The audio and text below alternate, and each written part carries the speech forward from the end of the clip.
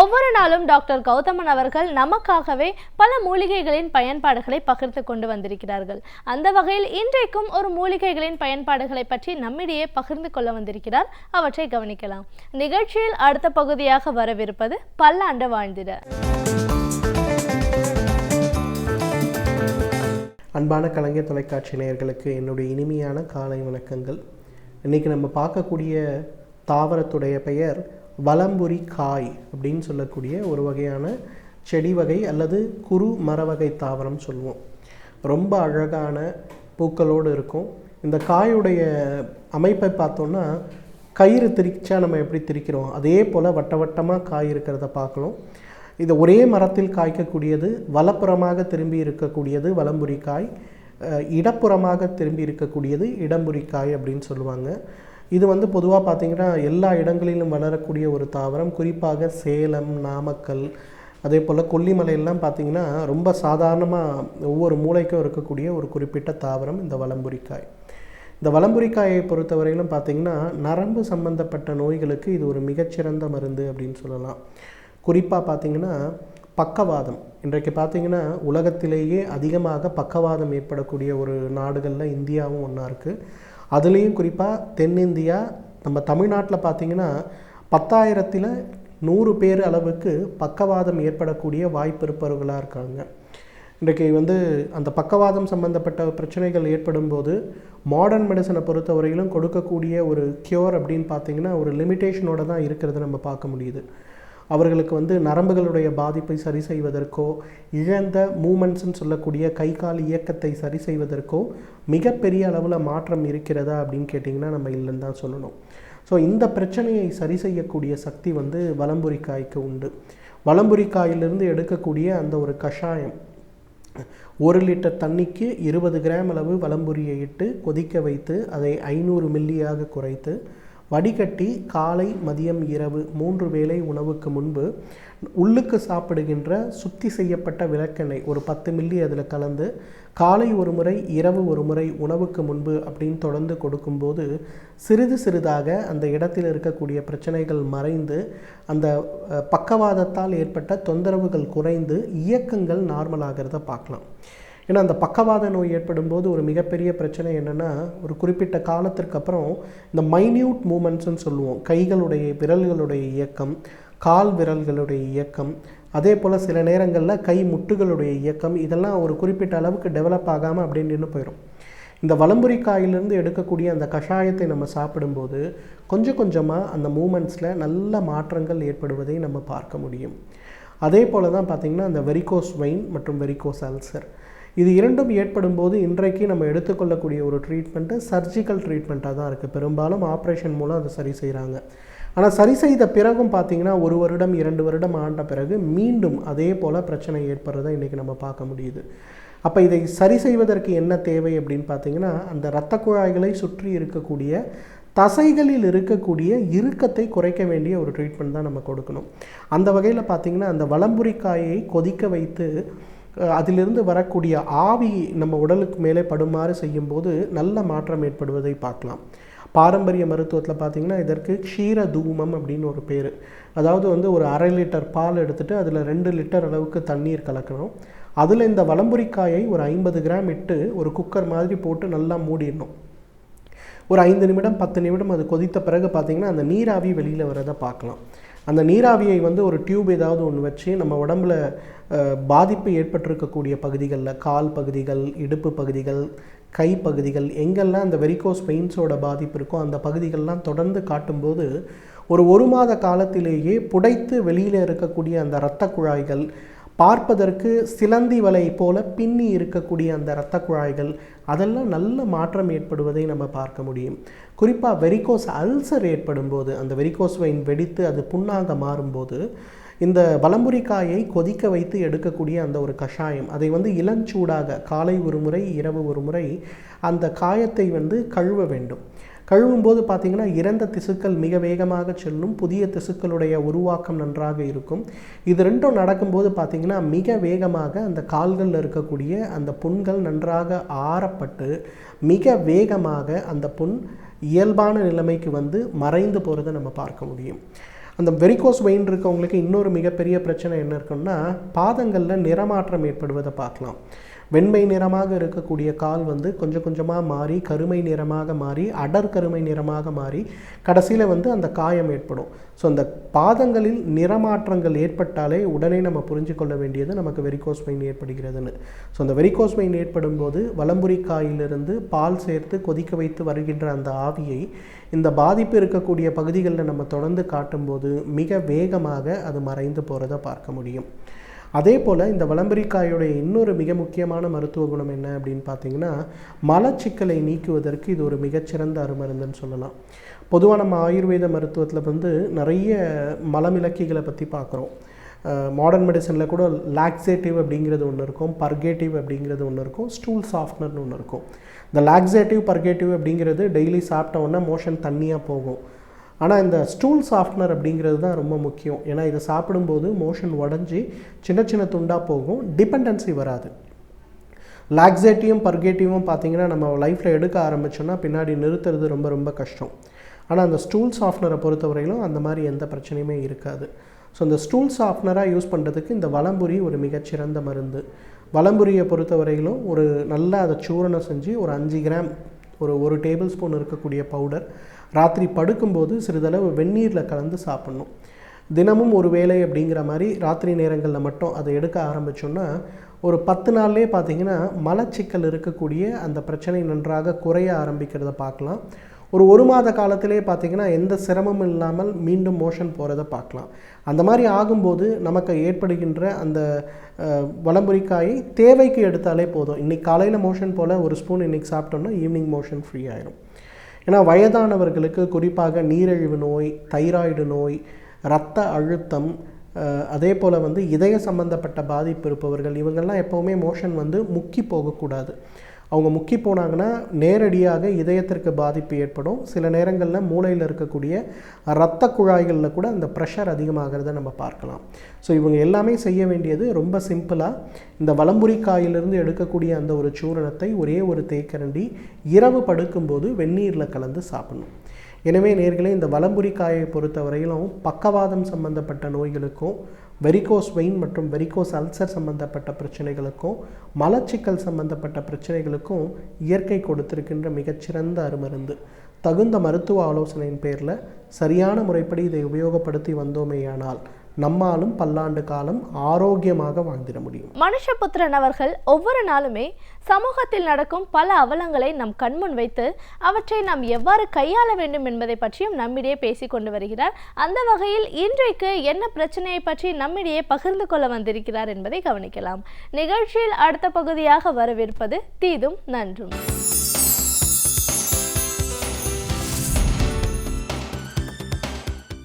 வணக்கம் நண்பர்களே, இன்னும் ஒரு இனிய காலை பொழுதில் தீதும் நன்றும் நிகழ்ச்சியில் உங்களை சந்திப்பதில் மிக்க மகிழ்ச்சி அடைகிறேன். பொதுவாக ஒரு அரசாங்கத்தினுடைய அல்லது ஒரு காவல்துறையினுடைய பணி என்பது பொதுமக்களை பாதுகாப்பதாகும். அல்லது பொதுமக்களுக்கு பாதுகாப்பும் அரவணைப்பும் தேவைப்படுகிற சமயத்தில் அதை தயக்கமின்றி தடையின்றி வழங்குவதுதான் காவல்துறையினுடைய பணி. அதற்காகத்தான் அதற்கு காவல்துறை என்று பெயரும் வைக்கப்பட்டிருக்கிறது. ஆனால் தமிழக காவல்துறையினருடைய நிலை என்பது என்ன?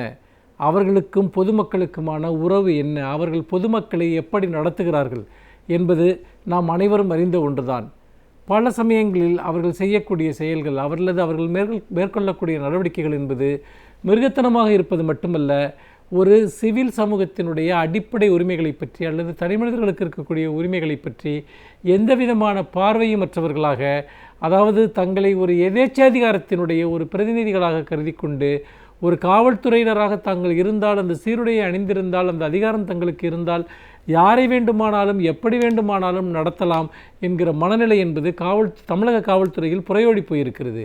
இந்த போக்கு என்பது எண்ணற்ற மனித உரிமை மீறல்களுக்கு காரணமாக அமைந்திருக்கிறது. அது சிறைச்சாலைக்கு உள்ளும் காவல் நிலையங்களுக்கு உள்ளும் மட்டுமல்ல, அதற்கு வெளியேயும் காவல்துறையினருடைய இந்த அத்துமீறிய செயல் என்பது பல செய்திகளாக தொடர்ந்து வந்த வண்ணம் இருக்கின்றன. முக்கியமாக காவல்துறைக்குள் நடக்கக்கூடிய விஷயங்கள் என்று பார்த்தால், நீங்கள் லாக்கப்பில் வைத்து கைதிகளை தாக்குவது அல்லது அவர்களை சித்திரவதை செய்வது, உண்மையை வரவழைக்கிறேன் என்ற போர்வையில் அவர்களுக்கு மிக கொடூரமான இந்த 3rd டிகிரி மெத்தட் என்று சொல்வார்களே, ஒரு 3ஆம் தரமான சித்திரவதை முறைகளை பிரயோகித்து அவர்களை ஒரு மிகப்பெரிய துன்பத்திற்கும் கொடுமைக்கும் ஆளாக்குவது, அதே சமயத்தில் சிறைச்சாலைகளுக்குள்ளும் கூட கைதிகளை பல்வேறு விதமான துன்பங்களுக்கு ஆளாக்குவது என்பது தமிழக காவல்துறையினுடைய ஒரு வழக்கமாக மாறிவிட்டது. அதே சமயத்தில் இந்த சிறைச்சாலைகள் அல்லது காவல் நிலையங்களுக்கு வெளியேயும் கூட தமிழக காவல்துறையினருடைய அணுகுமுறை என்பது, போக்கு என்பது மிகவும் மோசமாகத்தான் இருக்கிறது. பல சமயங்களில் அந்த போக்கின் காரணமாக பொதுமக்களை அவர்கள் கடுமையாக தாக்குவது அல்லது நியாயமான கோரிக்கைகளுக்காக அமைதியான முறையில் போராடுகிறவர்களை தாக்குவது என காவல்துறையினுடைய அராஜகம் என்பது எல்லை மீறியதாக மாறியிருக்கிறது. அப்படி பார்க்கிற போது பல சம்பவங்கள் நமக்கு நினைவுக்கு வருகின்றன. சில மாதங்களுக்கு முன்பு கூட ஒரு கடை வாசலில் வைத்து ஒரு கணவன் மனைவிக்கிடையே ஏற்பட்ட தகராறின் போது அந்த கணவனை மிக மோசமாக காவல்துறையினர் தாக்கிய ஒரு சம்பவத்தை கூட நாம் பார்த்தோம். அதை பற்றி மனித உரிமை ஆணையத்திற்கு கூட புகார்கள் அளிக்கப்பட்டன. அதே போல் விசாரணைக்கென அழைத்து விடக்கூடிய ஏழை எளிய மக்கள், ஆதிவாசிகள், பழங்குடி மக்களை நிர்வாணப்படுத்தி சோதனையிடுவது, முக்கியமாக நரிக்குறவர் சமூகத்தைச் சேர்ந்த பெண்களை மிகவும் மானபங்கப்படுத்தி சோதனையிடுவது போன்ற பல விஷயங்களில் அவர்கள் ஈடுபட்டிருக்கிறார்கள். இதெல்லாம் செய்திகளாக வந்து அதன் மீது விசாரணைகளும் நடந்து கொண்டிருக்கின்றன. இன்னொரு புறம் நீங்கள் பார்த்தீர்கள் என்றால், போராட்டம் நடத்துகிறவர்கள் மீது தமிழக காவல்துறை நடந்து கொள்ளக்கூடிய விதம், சமீபத்தில் அப்படி போராட்டம் நடத்தியவர்களின் மீது ஒரு மிகப்பெரிய இந்திய ஜனநாயக வாலிபர் சங்கத்தினர் மீது மிக மிருகத்தனமான ஒரு தாக்குதலை கட்டவிழ்த்து விட்டதை நாம் மறந்துவிட முடியாது. அப்படிப்பட்ட அந்த தாக்குதல் என்பது, அதாவது ஒரு காவல் நிலையத்தைச் சேர்ந்த ஒரு காவலர் ஒரு போராட்டக்காரரை கீழே தள்ளி அவருடைய முகத்தில் பூட்ஸ் காலால் மிதிக்கிற அந்த காட்சியை நாம் கண்ணெதிரே கண்டோம். அது மிகப்பெரிய அளவுக்கு புகைப்படமாக வெளிவந்து ஒரு ஆழமான ஒரு பாதிப்புகளை பல தளங்களிலும் ஏற்படுத்தியதை நம்மால் பார்க்க முடிந்தது. இது ஒரு புறம். இன்னொரு புறம் நீங்கள் இது பார்த்தீர்கள் என்று சொன்னால், இது பார்வையற்றவர்கள் அல்லது மாற்றுத்திறனாளிகள் நடத்திய போராட்டத்தை கூட தமிழக காவல்துறையினர் மிக மோசமாக ஒடுக்கிய சம்பவங்களை எல்லாம் பார்த்தோம். இப்பொழுது சில தினங்களுக்கு முன்பு பத்திரிகைகள் வந்து ஒரு செய்தி, ஒரு மாணவி, அதாவது ஒரு ஆய்வு மாணவி, பெங்களூரிலிருந்து சென்னைக்கு வந்தவர். அவர் அங்கு இப்போ ஒரு சென்னைக்கு கோயம்பேடு பேருந்து நிலையத்தில் வந்து இறங்கி அவருடைய உறவினர் வீட்டிற்கு செல்வதற்கு முயற்சிக்கிறார். ஆனால் ஏதோ ஒரு காரணத்தினால் அவரால் அந்த உறவினர் வீட்டிற்கு செல்ல முடியவில்லை. காலையில் தான் செல்ல வேண்டிய நிர்பந்தம். அதன் காரணமாக பேருந்து நிலையத்திலேயே படுத்து அவர் உறங்கி விடுகிறார். அப்படி உறங்குகிற போது அங்கு வந்த காவல்துறையினர் லத்தியால் அந்த பெண்ணை தாக்குகிறார்கள், மிரட்டுகிறார்கள், இழிவாக பேசுகிறார்கள். உடனடியாக காவல் நிலையத்திற்கு வா என்று அழைக்கிறார்கள். ஆனால் அந்த பெண் அந்த சமயத்தில் நான் இந்த நேரத்தில் ஒரு பெண்ணாகிய நான் எப்படி காவல் நிலையத்திற்கு வர முடியும் என்று மறுத்து விடுகிறார். அதற்கு பிறகு அவரை வலுக்கட்டாயமாக அவர் போவதாக இருந்த வேறொரு ஊருக்கு அந்த பேருந்தில் அவர்கள் வலுக்கட்டாயமாக ஏற்றி அனுப்புகிறார்கள். இந்த அத்துமீறிய செயல் என்பது அந்த மாணவியை நிலைகுலைய வைக்கிறது. நாம் என்ன தவறு செய்தோம், எதற்காக மீது இத்தகைய ஒரு வன்முறையை காவல்துறை பிரயோகிக்கிறது என்கிற ஒரு கேள்வி அந்த பெண்ணுக்கு ஏற்படுகிறது. அதற்கு அடுத்த நாள் அவர் சென்னையில், அதாவது அமைச்சர் விஜயபாஸ்கர் அவர் இந்த சிறப்பு பேருந்துகளை, பொங்கலுக்கான சிறப்பு பேருந்துகளை இயக்கி வைக்கக்கூடிய அந்த நிகழ்ச்சிக்காக கோயம்பேடு பேருந்து நிலையத்துக்கு வந்திருந்த போது உள்ளே புகுந்த அமைச்சரிடம் தனக்கு நேர்ந்த அவமானத்தை முறையிடுகிறார். முறையிடுவதோடு மட்டுமல்லாமல் அவர் ஊடகங்களை சந்தித்து மிகவும் உணர்ச்சி பொங்கக்கூடிய வகையில் அவர் இதற்கு இழைக்கப்பட்ட அநீதியை அவர் கொட்டி தீர்த்தார். எங்களுக்கு என்ன பாதுகாப்பு இருக்கிறது காவல்துறையிடமிருந்து, நாங்கள் எப்படி எங்களை பாதுகாத்துக் கொள்வது என்று கேட்டபோது அது உண்மையில் தமிழக மக்கள் அனைவருடைய ஒரு இதயத்திலும் அந்த கேள்வி எதிரொலித்தது என்றுதான் சொல்ல வேண்டும். ஆம், காவல்துறையிடமிருந்து தமிழக மக்களுக்கு எந்த பாதுகாப்பும் கிடைக்காது மட்டுமல்ல, காவல்துறையினரே மக்களுக்கு ஒரு ஆபத்தாக மாறிக்கொண்டிருக்கிறார்கள் என்பதை அந்த செய்தியின் மூலமாக நம்மால் பார்க்க முடிந்தது. இதில் நாம் அடிப்படையாக கேட்க வேண்டிய கேள்வி என்னவென்றால், ஒரு பெண் ஒரு பேருந்து நிலையத்தில் தனியாக இருக்கிறார் என்று சொன்னால் ஒரு காவல்துறையைச் சேர்ந்தவர்களுக்கு முதலில் செய்ய வேண்டியது அவருக்கு உரிய பாதுகாப்பை அளிப்பது. அப்படி பாதுகாப்பை அளிக்கிற போது அவர் என்ன காரணத்துக்காக தங்கியிருக்கிறார், பேருந்திற்காக காத்திருக்கிறாரா, ஏன் தூங்குகிறார், அவருக்கு உடல் நலம் இல்லையா, இப்படி 1000 பிரச்சனைகள் இருக்கின்றன. ஆனால் பொதுவில் பார்த்த ஒரு பெண்ணை இப்படி நடு இரவில் மிரட்டுவது, அச்சுறுத்துவது, துன்புறுத்துவது காவலருடைய பணி என்றால் சமூக விரோதிகளுக்கும் அவர்களுக்கும் என்ன வித்தியாசம் இருக்க முடியும்? சமூக விரோதிகள் எதை செய்வார்களோ அதைத்தானே காவல்துறையினரும் செய்கிறார்கள். அப்படி பார்க்கிற போது அந்த பெண் எழுப்பிய அந்த கேள்வி, அவர்கள் கேட்ட அந்த நியாயம் என்பது நம்முடைய மனதில் மிக ஆழமாக எதிரொலித்து கொண்டிருக்கிறது. அந்த வகையில்தான் இந்த இடத்தில் நாம் சிந்திக்க வேண்டிய பல விஷயங்கள் இருக்கின்றன. நாம் காவல்துறையை சேர்ந்தவர்களுக்கு நம்முடைய அரசு உண்மையிலேயே மனித உரிமை கோட்பாடுகள் சார்ந்த, சிவில் சமூக கோட்பாடுகள் சார்ந்த அல்லது அடிப்படை உரிமைகள் சார்ந்த விஷயங்களை பயிற்றுவிக்கின்றனவா என்பதுதான் முக்கியமான கேள்வி. நிறைய நேரங்களில் காவல்துறையை சேர்ந்தவர்களுக்கு அடிப்படை உரிமைகளை பற்றி, அதாவது சட்டத்தினால் பொது மனிதர்களுக்கு வழங்கப்பட்டிருக்கக்கூடிய அடிப்படை உரிமைகளை பற்றி எதுவுமே தெரியாமல் அவர்களை பொது இடத்தில் வைத்து மிரட்டுவது, அடிப்பது, துன்புறுத்துவது போன்ற விஷயத்தை சர்வசாதாரணமாக செய்கிறார்கள். அதற்கு காரணம் அவர்கள் எதிர்வினையாற்ற மாட்டார்கள் அல்லது தங்களுக்கு எந்த விதமான ஒரு நெருக்கடியும் ஏற்படுத்த மாட்டார்கள் என்கிற ஒரு நம்பிக்கை. இன்னொன்று, காவல்துறையினுடைய அதிகாரம் என்பது ஒரு எல்லையற்ற அதிகாரமாக இங்கு பார்க்கப்படுகிறது. எல்லையற்ற ஒரு விஷயமாக பார்க்கிற போது அவர்கள் என்ன செய்கிறார்கள் என்று கேட்டால், நாம் எதை வேண்டுமானாலும் செய்வதற்கான உரிமை தங்களுக்கு இருக்கிறது என்று நினைக்கிறார்கள். இந்த இடத்தில் காவல்துறையினரை மேம்படுத்துவது, சீர்படுத்துவது அரசினுடைய பொறுப்பு. தவறளிக்கக்கூடிய அடிப்படை மனித உரிமைகளுக்கு எதிராக செயல்படக்கூடிய காவலர்களை தண்டிப்பது அரசினுடைய பொறுப்பு என்றால், அந்த அன்னபூர்ணா என்கிற அந்த பெண்ணை போல பொதுமக்கள் காவல்துறையினர் தங்களிடம் அத்துமீறி நடந்து கொள்கிற போது அதை சமூக வெளிக்கு கொண்டு வர வேண்டும்.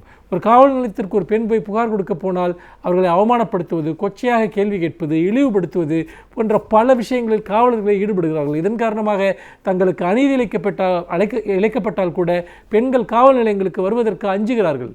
அப்படிப்பட்ட ஒரு சூழ்நிலையில் காவல்துறையினரால் துன்பத்திற்கு ஆளாகக்கூடியவர்கள், அவர்கள் ஆண்களாக இருந்தாலும் சரி, பெண்களாக இருந்தாலும் சரி, அவற்றை சமூகத்தின் பார்வைக்கு கொண்டு வர வேண்டும், சட்டத்தினுடைய பார்வைக்கு கொண்டு வர வேண்டும். இந்த அன்னபூர்ணா என்கிற பெண்ணை போல ஒரு 10 பேர் தொடர்ந்து செய்தால் காவல்துறையினருக்கு நாம் அப்படியெல்லாம் மனித உரிமை மீறல்களில் சுலபமாக ஈடுபட்டுவிட்டு தப்பித்து சென்று விட முடியாது என்கிற ஒரு அச்சம் ஏற்படும். ஒரு பொறுப்புடன் நடந்து கொள்ள வேண்டும், சட்டப்படி நடந்து கொள்ள வேண்டும் என்கிற ஒரு உணர்வு ஏற்படும். அப்படிப்பட்ட உணர்வை ஏற்படுத்துவது அரசினுடைய பொறுப்பு மட்டுமல்ல, பொதுமக்களுடைய பொறுப்பும் கூட. அந்த மாணவி நமக்கு ஒரு மிகப்பெரிய பாடத்தை கற்றுத்தந்திருக்கிறார். உண்மையில் அராஜகத்திற்கு அஞ்சமாட்டோம் என்கிற உணர்வு பொதுமக்களிடம் வந்தால் அராஜகம் செய்யக்கூடியவர்கள் தானாக ஒடுங்கி போவார்கள், அடங்கி போவார்கள் என்பதில் எந்த சந்தேகமும் இல்லை. மீண்டும் இன்னும் ஒரு புதிய சிந்தனையோடு உங்களை சந்திக்கிறேன். நன்றி, வணக்கம். இப்பகுதியில் நாம் சந்திக்கும் ஒவ்வொரு சிறப்பு விருந்தினர்களும் அவர்களின் துறையை சார்ந்த அனுபவங்களை நம்மோடு பகிர்ந்து கொள்வதோடு நம் வாழ்க்கைக்கும் பயனுள்ள மாதிரி பல விஷயங்களை நம்மோடு பகிர்ந்து கொண்டிருக்கிறார்கள். அந்த வகையில் இன்றைக்கு நாம் சந்திக்கவிருக்கும் சிறப்பு விருந்தினர் எந்த துறையிலிருந்து வந்து என்ன பயனுள்ள தகவல்களை நம்மிடையே பகிர்ந்து கொள்ள இருக்கிறார் என்பதை கவனிக்கலாம். நிகழ்ச்சியில் அடுத்த பகுதியாக வரவிருப்பது சிறப்பு விருந்தினர்.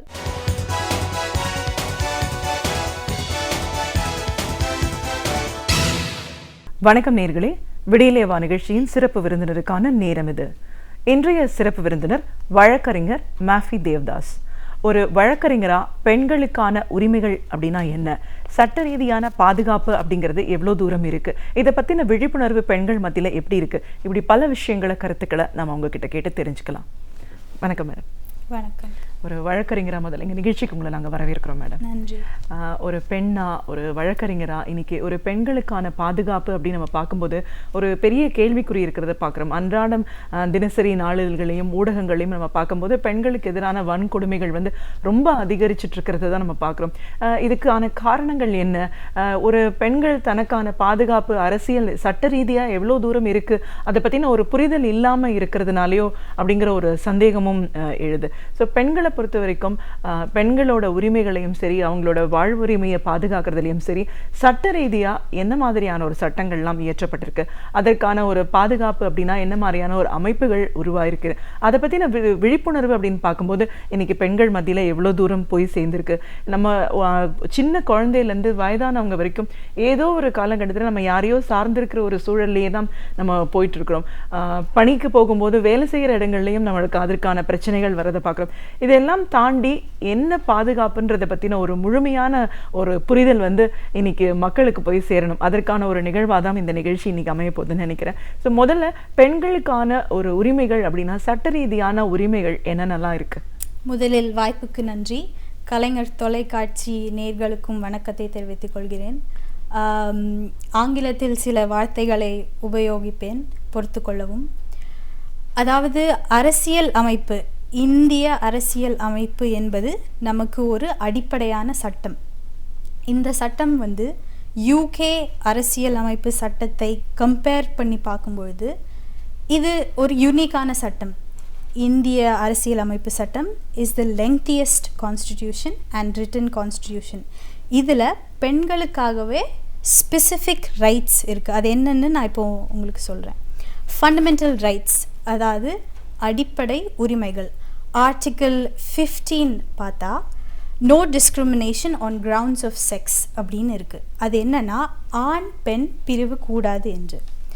Directive principles of state policy அப்படின்னு அடுத்த பிரிவை பார்த்தா ஆர்டிக்கிள் 39A படி men and women should be treated equally and they have equal means of livelihood. அதாவது ஆணும் பெண்ணும் சமமாக பார்க்கப்பட வேண்டும், வாழ்வு உரிமை அவங்களுக்கு சமமாக இருக்க வேண்டும் என்பது மற்றொரு சட்டம்.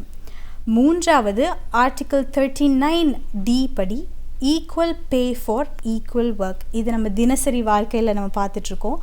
அதாவது சம வேலைக்கு சம ஊதியம் தேவை என்பது ஒரு சட்டம். மூன்றாவது ஃபண்டமெண்டல் டியூட்டிஸ், அதாவது அடிப்படை கடமை, நம்முடைய கடமை என்னவென்று.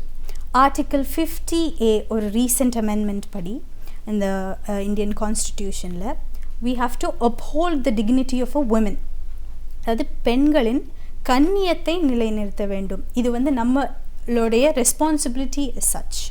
ஃபைனலி ஆர்டிக்கிள் 243 சப்செக்ஷன் D பார்த்தீங்கன்னா 1/3, அதாவது 3/1 பெண்களுக்கு இடஒதுக்கீடு என்று நம்மளுடைய அரசியல் சட்டமைப்பிலேயே இருக்குது. So apart from the constitutional rights, there are legal rights as well, and those legal rights are as follows. ஒரு பெண் அப்படின்னு நம்ம எடுத்துக்கொண்டா சட்டப்படி அவங்களுக்கு வந்து என்னென்ன உரிமை இருக்குது. திருமணம் என்ற ஒரு கேட்டகரியில் அவங்களுக்கு ஏற்படுற கொடுமை அப்படிங்கிறத நம்ம நினச்சி பார்க்கும்பொழுது 3 விஷயம் நம்ம மனசுக்கு தோணுது. என்னது? domestic violence, divorce and divorce death. Domestic violence, dowry and dowry death. அதாவது domestic violence அப்படின்னு பார்த்துக்கிட்டா என்னது? protection of women from domestic violence act அப்படின்னு ஒரு சட்டம் இருக்குது. இந்த சட்டம் படி physical abuse, அதாவது உடல் முறைகேடோ, mental abuse அதாவது மன முறைகேடோ, sexual abuse, verbal abuse அதாவது வாய்மொழியினால் வரக்கூடிய முறைகேடோ, emotional abuse உணர்வுகள் வழியாக வர முறைகேடோ, இந்த மாதிரி பல குற்றங்கள் இருக்குது. நீங்கள் பேசும்போதே தெரியுது அரசியலமைப்பு சட்டத்திலேயே எந்த அளவுக்கு பெண்களுக்கான ஒரு முக்கியத்துவம் கொடுத்து இயற்றப்பட்டிருக்கு அப்படின்னு. ஸோ இப்போது பெண்களுக்கான உரிமைகள் அப்படின்னு நம்ம பேசும்போது நீங்கள் திருமணம் சார்ந்தே நிறைய விஷயங்களை சொன்னீங்க. 3 விதமாக பிரிச்சிருக்காங்க அப்படின்னு சொல்லிட்டு டொமஸ்டிக் வயலன்ஸ் பற்றி சொல்லியிருக்கீங்க, டவுரி அப்படின்றது, எமோஷனல் ப்ராப்ளம், இதெல்லாம். இப்போது பெண்கள் அப்படின்னு வரும்போது பாதுகாப்பு அப்படின்னு வரும்போது திருமண பாதுகாப்பு சட்டம்னா எப்படி இருக்குது மேடம்? இது இப்போத்து கண்டிஷனுக்கான வெரி இம்பார்ட்டண்ட் ஆக்ட். ஏன்னா ஃபேமிலி கோர்ட்டுக்கு நீங்கள் போய் பார்த்துருக்கீங்கன்னா மிச்ச ஹை கோர்ட்டில் விட ஃபேமிலி கோர்ட்டில் தான் நிறைய கூட்டங்கள் இருக்குது. More and more women approach the family court which is in the Madras high court. There are 2 major legislations. ஒன்று வந்து ப்ரோஹிபிஷன் ஆஃப் டவுரி ஆக்ட், அது வந்து மெயின் ஆக்ட். அந்த ஆக்ட் படி டவுரி வாங்குறதும் தப்பு, டவுரி கொடுக்கறதும் தப்பு. So you not suppose to take dowry not give dowry, both are prohibited by law. ஒரு ஸ்டெப் அஹெடாக போனால், அதாவது வித்தின் மேரேஜ், ஒரு இப்போ எனக்கு கல்யாணம் இன்றைக்கி நடக்குதுன்னு வைங்க, இன்னையிலேருந்து 7 இயர்ஸ்க்குள்ளே எனக்கு ஏதோ ஒரு ஹார்ம், ஒரு பிரச்சனை, ஒரு கொடுமையோ இல்லை எனக்கு ஒரு உயிரிழப்பு, நானே என்னோட உயிரையே நான் இழந்துட்டேன்னா டவுரி ப்ரோஹிபிஷன் ஆக்ட் படி இதை வந்து சஸ்பிஷியஸ் டெத் அப்படின்னு கூப்பிடுவாங்க. அந்த சஸ்பிஷியஸ் டெத் அதை வந்து ஒரு டவுரி ஹராஸ்மெண்ட் இந்த கேட்டகரியில் வச்சு பனிஷ்மெண்ட்ஸ் ஆர் சிவியர். இதுக்கு வந்து இப்போ தெர் ஆர் அமெண்ட்மெண்ட்ஸ் வந்துக்கிட்டே இருக்குது. But to the current date punishment என்னன்னா 7 years to life imprisonment இருக்குது. ஓகே. இப்போது ஒரு இந்த வன்கொடுமைகள் பற்றிலாம் நம்ம பேசணும் பார்த்தீங்களா. டொமஸ்டிக் இப்போ பெண்கள் வந்து திருமணமான போகிற இடத்துல கூட அவங்களுக்கு வந்து அவங்க இன்லாஸ் மூலமாகவோ இல்லை அவங்க கணவர் மூலமாகவோ துன்புறுத்தப்படுறாங்க. அதை வந்து அதை ஒரு இயல்பாகவே பெண்களும் எடுத்துக்கிற ஒரு சூழல், ஹஸ்பண்ட்னா இப்படி தான் இருப்பாங்க அப்படின்னு சொல்கிறதையும் பார்க்குறோம். ஆனால் உண்மையிலே இதற்கான ஒரு பாதுகாப்பும் சட்டத்தில் இருக்கா? ஆமாம், as I mentioned before, in the prohibition of women from Domestic Violence Act 2005, prohibition of women from Domestic Violence Act 2005, இது ரீசெண்ட் ஆன ஆக்ட். இந்த ஆக்ட் படி women பெண்களை கொடுமைப்படுத்தக்கூடாதுன்னு ஒரு சட்டம் இருக்குது. கொடுமைப்படுத்தினா அதுக்குள்ள பனிஷ்மெண்ட் என்னன்னு ஒரு சட்டம் இருக்குது. ஸோ ஆண்கள் அவங்களுக்கு அதிகாரம் இருக்குது என்ற பெயரில் பெண்களை கொடுமைப்படுத்தினா பெண்கள் கோர்ட்டுக்கு போகலாம். they can approach that forum and seek justice. Protection of Women Against Domestic Violence Act 2005 அப்படின்னு ஒரு ஆக்ட் ரீசெண்டாக வந்துச்சு. இந்த ஆக்ட் படி ஒரு பெண்க்கு கொடுமை நடந்தால், அதாவது ஒரு ஆண் ஒரு பெண்ணை அடிக்கிறாங்களோ இல்லை கொடுமைப்படுத்துகிறாங்களோ, ஏதோ ஒரு விஷயத்தில் அவங்க ரெண்டு பேருக்கும் ஒரு ப்ராப்ளம் வந்துச்சுன்னா they can approach the court. ரீசெண்டாக ஒரு கேஸ் வந்தது, பேர் சொல்ல மாட்டேன் ஏன்னா it's kept confidential in the family department alone. அந்த கேஸில் மேரேஜ் ஆகி 2 வருஷத்துலேயே அவருடைய கணவர் வந்து மனைவியை அடிக்க ஆரம்பிச்சிட்டாங்க. இவங்க என்ன பண்ணாங்கன்னா, she was quiet for some time. அதாவது அவங்களுக்கும் மனசில் பயம் இருக்கும், நம்ம இப்போது இந்த மேரேஜை விட்டு எப்படி வரலாமோ, வெளியில் வர முடியுமா, சோஷியல் லைஃப் அப்படின்னு ஒன்று இருக்குது, அம்மா அப்பா தப்பாக நினைப்பாங்களோ, சொசைட்டி தப்பாக நினைப்பாங்களோ அப்படின்னு ஒரு பயமும் இருக்குது. So she was quiet for over 3 years. ஒரு 2-3 வருஷத்துக்கு அவங்க அமைதியாக இருந்தாங்க. அதுக்கு மேலே அவங்களால அதை பொறுக்க முடியல. ஸோ அவங்க என்ன பண்ணாங்கன்னா, she approached a lawyer and then the lawyer cave her advice. அதாவது வழக்கறிஞர் வந்து அவங்களுக்கு அடிப்படை இதை பற்றி இந்த ப்ரொசீஜர் எப்படி அப்படின்னு ஃபஸ்ட் எக்ஸ்பிளைன் பண்ணிவிட்டு அதுக்கப்புறம் அவங்க வந்து கோர்ட்டுக்கு போனாங்க. கோர்ட் என்ன பண்ணுன்னா, சரி இவங்க வந்து கணவர் வந்து என்னை அடிச்சிட்டாரு அப்படின்னு சும்மா போய் டிவோர்ஸ் கேட்டாலோ இல்லை இந்த ஆக்ட் படி குற்றம் நடக்குது அப்படின்னு சொன்னாலோ இம்மீடியட்டாக கோர்ட் வந்து ஜட்ஜ்மெண்ட் பாஸ் பண்ணாது. எவிடன்ஸ் எடுக்கும், சஃபிஷியன்ட் எவிடன்ஸ் இருக்கும். மனைவி சொல்கிறது உண்மையா இல்லையா அப்படின்னு பார்ப்பாங்க. பார்த்துட்டு கணவனை கேட்பாங்க. அவருக்கும் ஒரு ரைட் இருக்குது இல்லையா. நம்ம வந்து பெண்கள் உரிமைன்னே சொல்ல முடியாது, ஆண்களுக்கும் உரிமை இருக்கிறது. ஏன்னா இது வந்து ஒரு male and female paste rights. அந்த மூலியமாக ஜட்ஜஸ் அவங்க வந்து ஒரு they have to take their decisions on the right grounds. Then the judge will analyze. Judge பார்ப்பாங்க, அதாவது ஃபிசிக்கல் அப்யூஸ் இருக்கா, உடல் சம்மந்தப்பட்ட முறைகேடு ஏதாவது இருக்கா, காயங்கள் அந்த மாதிரி அது வந்து ஆதாரமாக காமிக்கலாம்.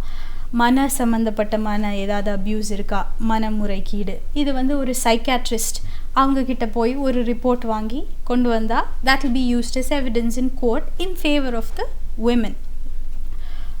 வேறு வேர்பல் அப்யூஸ் ஏதாவது இருக்கா, அதாவது வாய்மொழியால் உள்ள முறைகேடு. இந்த முறைகேடை வந்து நம்ம எப்படி பார்ப்போம், பக்கத்து வீட்டுக்காரங்க சொல்லுவாங்க, ஓ எனக்கு சத்தம் கேட்டுச்சு, இவங்க 2 பேரும் சண்டை போட்டுக்கிட்டாங்க அப்படின்ட்டு அவங்கக்கிட்ட இருந்தும் நம்ம எவிடன்ஸ் எடுக்கலாம். ஸோ இந்த எவிடன்ஸ் எல்லாத்தையும் கலெக்ட் பண்ணதுக்கு அப்புறம்தான் ஒரு ஜட்ஜ் கடைசியாக அவங்களுடைய ஒப்பீனியனை சொல்லி ஒரு நீதி கொடுப்பாங்க. கண்டிப்பாக. ஸோ இதை பற்றின ஒரு முழுமையான ஒரு ஆய்வுக்கு உட்படுத்தப்பட்டு தான் அவங்க கேட்குறதுக்கான ஒரு தீர்ப்பு வந்து வர்றதுக்கான வாய்ப்பு இருக்குன்னு சொல்லியிருக்கீங்க. ஸோ இப்போது இந்த பெண்களுக்கான உரிமைகள்லாம் நம்ம நிறைய பேசும்போது இதை பாதுகாக்கிறதுக்கான சட்டங்கள்லாம் எவ்வளோ தூரம் இருக்குது மேடம்? ரீசெண்டாக இப்போது வந்து நீங்கள் பார்த்துக்கிட்டிங்கன்னா பெங்களூரில் கொடூரமான ஒரு சம்பவம், அதுவும் நியூ இயர் அன்னைக்கு, புத்தாண்டு அன்னைக்கு நடக்க வேண்டிய சம்பவம் இது இல்லை. ஆனால் என்ன பண்ண, நம்ம நாட்டில் அப்படி தான் நடக்குது, நடைமுறை அப்படி தான் இருக்குது. இதை வந்து எப்படி பாதுகாக்கலாம், அதுக்காக நிறைய சட்டங்கள் கொண்டு வந்துக்கிட்டு இருக்காங்க. One example is Delhi metro ஸ்டேஷனில் எந்த ஒரு பெண் ட்ராவல் பண்ணாலும் அவங்க ஒரு கத்தியை வச்சுக்கலாம் அப்படின்ட்டு ஒரு ரூல் பாஸ் ஆகிருக்கு. ஸோ இந்த வழியாக சேஞ்சஸ் ஆர் கம்மிங், நிறைய மாற்றங்கள் வருது. பட் நம்ம வந்து பொறுமையாக இருக்க வேண்டும். செகண்ட்லி நம்ம லெஜிஸ்லேஷன் ஃப்ரேம் பண்ணது வந்து பழைய காலத்தில். அந்த பழைய காலத்தில் உள்ள லாஸ் அண்ட் ரைட்ஸ் நமக்கு இப்போது சரியாக இருக்கா இல்லையா அப்படின்னா அது ஹைலி குவெஸ்டனபிள். ஏன்னா அந்த சூழ்நிலை வேறு, இந்த சூழ்நிலை வேறு. அதனால தான் நிறைய அமெண்ட்மெண்ட்ஸ் வந்துட்டுருக்கு லாஸில். இந்த 30 minutesல என்னால் அதை சொல்ல முடியாது. ஏன்னா they are really long and ரொம்ப நிறைய each and every act has amendments daily. எல்லா சட்டங்களையும் தின வாழ்க்கையில் as in everyday லைஃப்பில் there are changes coming. பெண்கள் பற்றி நம்ம பேசும்போது குறிப்பாக இன்னைக்கு அந்த நாட்களை விட இன்னைக்கு வந்து வேலைக்கு போகும் பெண்களுடைய எண்ணிக்கை வந்து அதிகரிச்சிருக்கு. அந்த வேலைக்கு போகிறது மட்டும் இல்லை, அந்த கால நேரம் இரவு நேர பணிகள்லையும் இன்னைக்கு அதிகப்படியான பெண்கள் பணி செய்யக்கூடிய ஒரு சூழல் தான் இருக்குது. 24 மணி நேரமும் இயங்கிட்டு இருக்கிற ஒரு சூழல். இந்த நேரத்தில் அவங்க வேலை செய்யும் இடங்கள்ல அவங்களுக்கான பாதுகாப்பு அப்படின்னா எவ்வளோ தூரம் சட்டமாக இருக்குது? அது வந்து ஒரு $1 billion கொஸ்டின் நான் சொல்லுவேன். மில்லியன் இல்லை, $1 billion கொஸ்டின். எஸ், எனக்கு நீங்கள் என்னோட ஒப்பீனியன் கேட்டிங்கன்னா நான் இருக்கேன், நீங்கள் இருக்கீங்க ஒரு எக்ஸாம்பிளாக. விமன் ஒர்க் என்வாயன்மெண்ட்டில் எப்படி இருக்காங்கக்கு நீங்கள் ஒரு எக்ஸாம்பிளாக இருக்கீங்க. அண்ட் சட்டம் படி பார்க்கும்போது sexual harassment of women at work place 2013 ஒரு சட்டம் வந்துச்சு. இந்த சட்டத்தில் என்ன கொண்டு வந்திருக்காங்கன்னா விஷாகா கைட்லைன்ஸ். அது வந்து ஒரு லேண்ட்மார்க் ஜட்ஜ்மெண்ட் கேஸ் ரீசெண்டாக வந்துச்சு. இந்த ஜட்ஜ்மெண்ட்டில் என்ன சொல்லியிருக்காங்கன்னா, அதாவது ஒர்க் பிளேஸ் என்வாயன்மெண்ட்டில் வந்து விமன் ஹாரஸ்மெண்ட் என்னெல்லாம் அப்படின்னு லிஸ்ட் பண்ணியிருக்காங்க. அதில் சிலது வந்து ஃபிசிக்கல் கான்டாக்டாக இருக்கலாம், வேர்பல் கான்டாக்டாக இருக்கலாம், நான் வேர்பல் கான்டாக்டாக இருக்கலாம், ஓவர்வெல்மிங் செக்ஷுவல் பிஹேவியர்ஸாக இருக்கலாம், செக்ஷுவல் ஃபேவர்ஸாக இருக்கலாம். இந்த மாதிரி நிறைய லிஸ்ட் இருக்குது இந்த கேஸில். இந்த டெஃபினிஷன்ஸை கொடுத்துருக்காங்க. ஸோ இந்த டெஃபினிஷன் கொடுத்தது மட்டும் இல்லாமல் இந்த கேஸில் என்ன பண்ணாங்கன்னா they went for recommendations. இந்த ரெக்கமெண்டேஷன்ஸில் என்ன சொல்லியிருக்காங்கன்னா, okay let's form a committee ஒரு கமிஷன். அதாவது ஒரு ஒர்க் ஸ்பேஸில் you have to have a committee ஒரு கமிஷன். அண்ட் இந்த விமென் பெண்களுக்கு ஏற்படுற ஹாரஸ்மெண்ட்டை வந்து can be taken to the committee. இந்த கமிட்டிக்கு கொண்டு போய் அந்த கமிட்டி வில் அனலைஸ் யார் என்ன தப்பு பண்ணா, ஏன் இந்த தப்பு நடந்தது, இந்த தப்புக்கு என்ன சொல்யூஷன் கொண்டு வரலாம் அப்படின்னு இந்த மூணுத்தையும் அனலைஸ் பண்ணி ரெமெடிஸ் இருக்கா இல்லையா அப்படிங்கிறது தான் இந்த விமென்ஸ் ஹாரஸ்மெண்ட் ஆக்டோட important setup and guidelines. And the recent judgment Vishaka guidelines நம்ம யூஸ் பண்ணி we can develop it. Okay, இப்போது பெண்களுக்கான பாதுகாப்பு சட்டங்கள் அப்படின்னு போகும்போது வரிசைப்படுத்தி நீங்கள் நிறைய சொன்னீங்க. பழைய சட்டங்களுக்கெல்லாம் இன்றைக்கி நிறைய அமெண்ட்மெண்ட்ஸ் மூலமாக நிறைய விஷயங்கள் நம்ம வெளியில் சொல்லியிருக்காங்க, மாறுதல்கள் ஏற்பட்டிருக்கு. அப்படின்னாலும் இதை பற்றின ஒரு விழிப்புணர்வு எவ்வளோ தூரம் மக்களுக்கு போய் சேர்ந்ததுன்னு பார்த்தா அதுலேயும் இன்னும் ஒரு கேள்விக்குறி இருக்கிறத நம்ம பார்க்குறோம். ஸோ இப்போ ஒரு பிரச்சனை அப்படின்னா இது எனக்கான உரிமை, எனக்கு பறிக்கப்பட்டிருக்கு அப்படின்னு புரியறதுக்கே நிறைய டைம் ஆகுது. கிராமப்புறங்களில் இன்னும் அந்த அடிப்படை புரிதலே இல்லாமல் நிறைய பேர் இருக்காங்க. அப்படி இருக்கும்போது யாராவது ஒருத்தர் இதை அதை பற்றி புரிஞ்சுக்கிட்டு எனக்கான ரைட்ஸை நான் பேசணும் அப்படின்னு நினைக்கும் போது அவங்க யாரை போய் அணுகணும், அவங்களுக்கான அந்த வழிமுறைகள்லாம் எவ்வளோ தூரம் சாத்தியமாக இருக்குது? இது வந்து ஒரு very important question to be addressed at this juncture. இது வந்து நம்ம கொஞ்சம் ஹிஸ்டாரிக்கல் பெர்ஸ்பெக்டிவில் போனால் ஃபீமேல் இன்ஃபான்டிசைட் அப்படின்னு ஒன்று இருந்தது, பெண் சிசு கொலை. இது வந்து பழைய காலத்தில் நம்ம ரொம்ப ஃபாலோ பண்ணிகிட்டு இருந்தாங்க. வில்லேஜஸில் கிராமத்துல எல்லாம் நிறைய இதை வந்து ஃபாலோ பண்ணிகிட்டு இருந்தாங்க. ஆனால் இப்போது நம்ம சிட்டி லைஃப்பில் அவ்வளோவா ஃபாலோ பண்ணுறதில்லை. ஏன்னா நமக்கு நிறைய அவேர்னஸ் இருக்குது. there are certain commissions and committees for women. நிறைய கமிஷன்ஸும் கமிட்டிஸும் உமனுக்காக செட்டப் பண்ணியிருக்காங்க. இன்டர்நேஷ்னல் லெவலில் பார்த்தீங்கன்னா European parliament committee on women's rights அப்படின்னு ஒன்று இருக்குது. நேஷ்னல் லெவலில் பார்த்தீங்கன்னா national committee for women's rights இருக்குது. ஸ்டேட் லெவலில் பார்த்தீங்கன்னா தமிழ்நாடு கமிஷன் ஃபார் விமென்ஸ் ரைட்ஸ்னு ஒன்று இருக்குது. இந்த 3 ஃபோரம்ஸ் ப்ரிடாமினென்ட்லி நிறைய கேம்பெயின்ஸ் பண்ணிகிட்டு இருக்காங்க, நிறைய ஈவெண்ட்ஸ் பண்ணிகிட்ருக்காங்க, நிறைய செமினார்ஸ் பண்ணிகிட்ருக்காங்க. இந்த செமினார்ஸ் மூலமாக they are creating awareness. So what was evil considered evil, which is female infanticide, is not the practice anymore.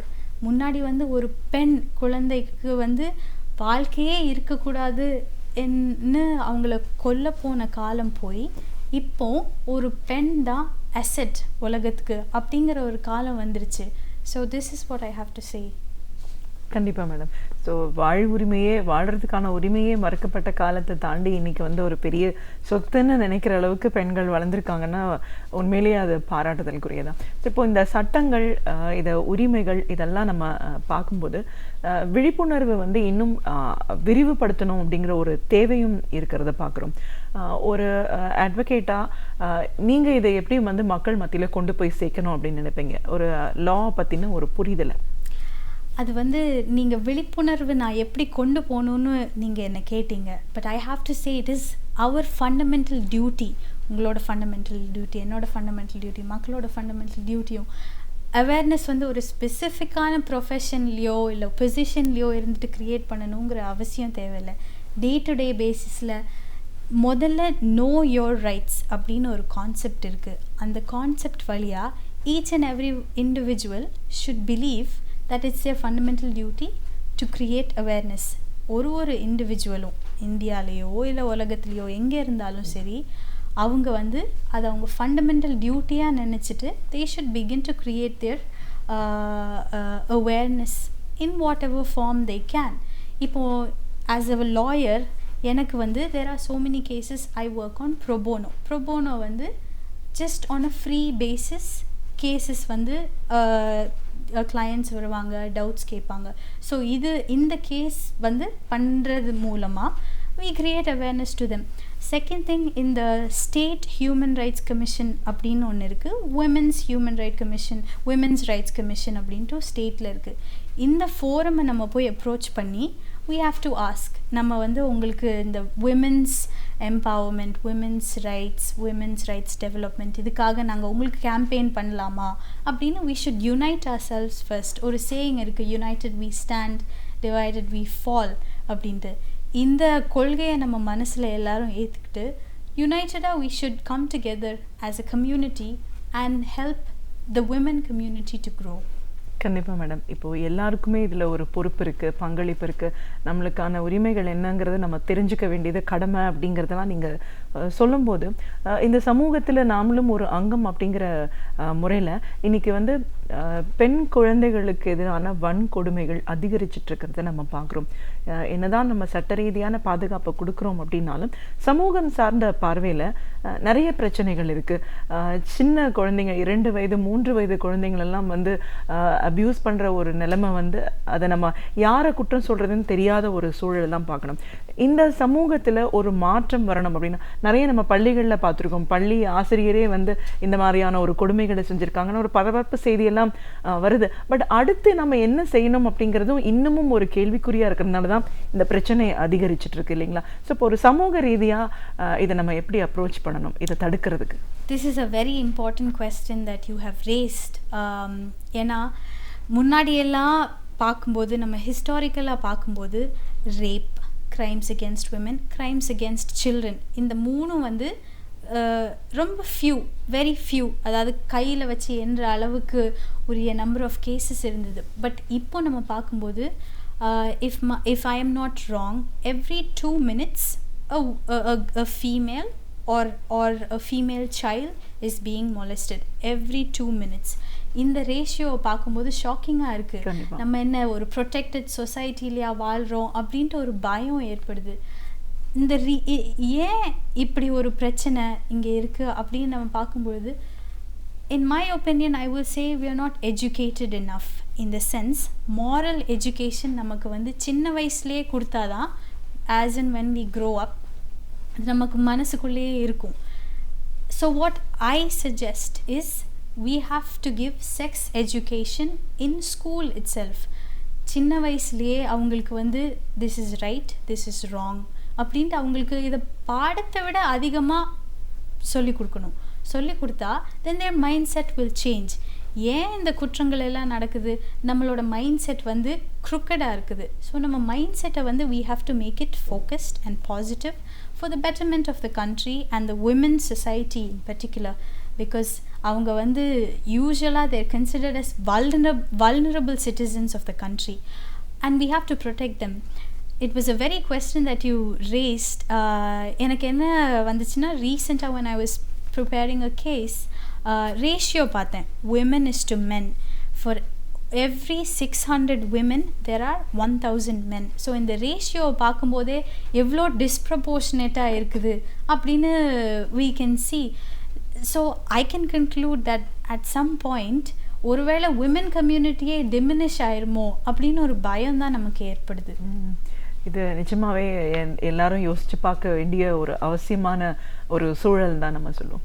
நீங்கள் வந்து வெளிநாடுல போய் படிச்சுட்டு வந்திருக்கீங்க. நம்ம நாட்டு சட்டத்திட்டங்கள் இது என்ன இருக்குது, இதில் வந்து நீங்கள் ஒரு வழக்கறிஞராக பயிற்சி செய்யணும் அப்படின்னும் போது வெளிநாடுல போய் படிச்சுட்டு வந்தது எந்த அளவுக்கு இது உபயோகமாக இருக்குன்ற ஒரு கேள்வியும் எனக்கு வருது. இங்கே இருக்கிற ஒரு படிப்புக்கும் அங்கே போய் படிக்கிற படிப்பும் என்ன ஒற்றுமை வேற்றுமைகள் இருக்குது? படிப்புன்னு நான் ஃபோக்கஸ் பண்ண விரும்பலை. ஏன்னா UK law is the mother of all law. அதாவது நம்ம other countries as well, India, Australia, Canada, இந்த கண்ட்ரியோட அரசியல் சட்டமைப்பு வந்து யூகே சட்டமைப்பிலிருந்து தான் எடுக்கப்பட்டுள்ளது. அதனால தான் they call it Indian UK constitution is a mother of all constitution. இதை தவிர்த்து நம்ம ப்ராக்டிக்கலாக பார்க்கும்போது அங்கே விமென் வந்து பெண்கள் ட்ரெஸ் பண்ணுறாங்க, ஃபார் எக்ஸாம்பிள் ஷார்ட் ஸ்கர்ட்ஸ் போடுறாங்க, ஓகே ஃபைன். ஆனால் அங்கே அவ்வளவா க்ரைம்ஸ் நடக்கிறது இல்லை. Although there is so much exposure, the crime rate is comparatively less. நான் அங்கே க்ரைம் ரேட்டே இல்லைன்னு சொல்லலை, க்ரைம் ரேட் வந்து கம்பேரிட்டிவ்லி லெஸ்ஸாக இருக்குது. ஏன்னா அவங்களோட லாஸ் ரொம்ப ஸ்ட்ரிக்டாக இருக்குது. துபாயில் எடுத்துக்கிட்டிங்களா, சவுதியில் எடுத்துக்கிட்டிங்களா, ஒரு பொண்ணை பார்த்தாலே அங்கே மரண தண்டனை, தூக்கு தண்டனை அப்படின்ட்டு இருக்குது. சிங்கப்பூர்லேயும் அப்படி தான்.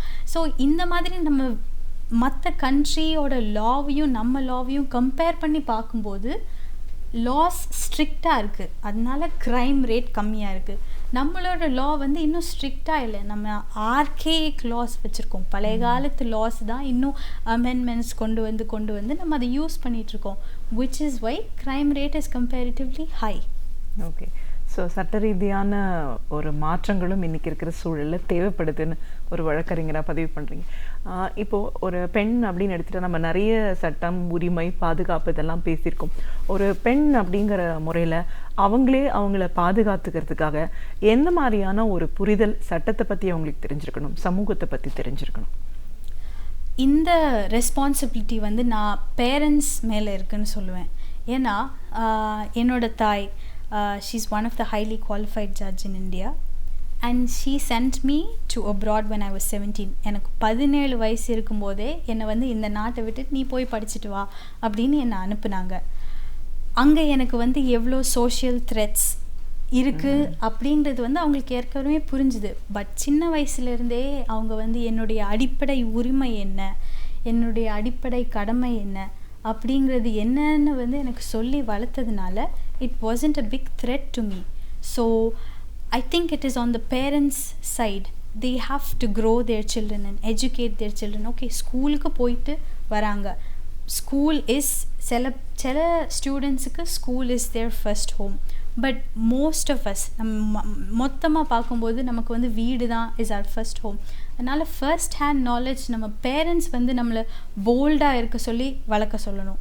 பேரண்ட்ஸ் வந்து இண்டிபெண்ட்டாக இருங்கன்னு வளர்க்க சொல்லணும். பேரண்ட்ஸ் வந்து கரேஜஸாக இருங்கன்னு சொல்லணும். They have to have their independence, boldness and courage. இது இருந்தால் தான் நம்ம இந்த சொசைட்டியில் வந்து we can actually face society.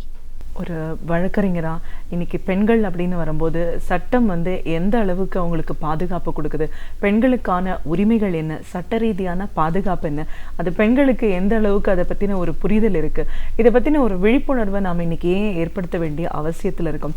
பெண்கள் வளர்ப்பு அப்படின்னு சொல்லும்போது ஆரம்பத்திலிருந்தே அவங்கள ஒரு தைரியமான பெண்மணியாக வளர்க்க வேண்டிய கடமை பெற்றோர்களுக்கு எவ்வளோ தூரம் இருக்குது?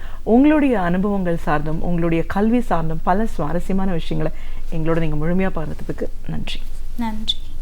பேராசிரியர் சுபவீரபாண்டியன் அவர்கள் ஒவ்வொரு நாளுமே நாம் அறிந்திருக்க வேண்டிய பல அரிய தகவல்களை அழகிய தமிழில் தொகுத்து இனிமையாக வழங்கி கொண்டிருக்கிறார். அந்த வகையில் இன்றைக்கு என்ன பயனுள்ள தகவல்களை நமக்காக கொண்டு வந்திருக்கிறார் என்பதை கவனிக்கலாம். நிகழ்ச்சியில் அடுத்த பகுதியாக வரவிருப்பது ஒன்றே சொல் நன்றே சொல்.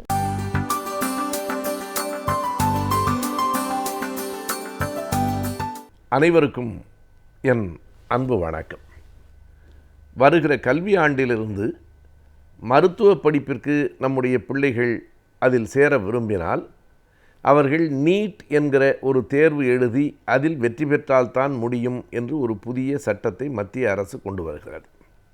நீட் என்பது NEET என்கிற 4 எழுத்துகளினுடைய சொல்தான் நீட் என்பது.